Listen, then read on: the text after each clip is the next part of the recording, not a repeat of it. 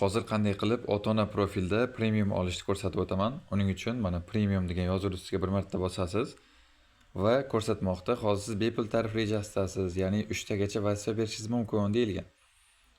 Endi eng kichikroq tarifimiz bu 29 minglik. Siz 250 tagacha vazifa berishingiz mumkin bu tarifda. Ya'ni ikkita farzand qo'shib. Bunda 400 tagacha, bunda esa 800 tagacha vazifa bersangiz bo'ladi bir oyda. Endi misol kichikroq olmoqchi bo'lsa 29 mingga men sotib olishni tanlayman. Undan keyin bu yoqda payme ga o'tadi va bu yoqda mana Edecoin o'sha logo va boshqalar chiqadi.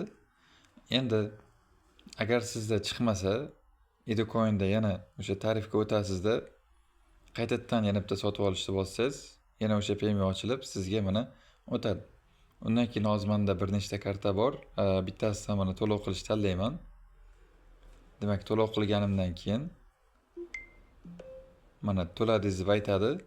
Undan keyin siz yana o'sha Edecoin ilovasiga o'tsangiz, mana bitta bosganingizda mana sizga o'sha 29 ming tarifga o'tdingiz degan ma'noda sizga ko'rsatadi. Ya'ni siz premium bo'ldingiz.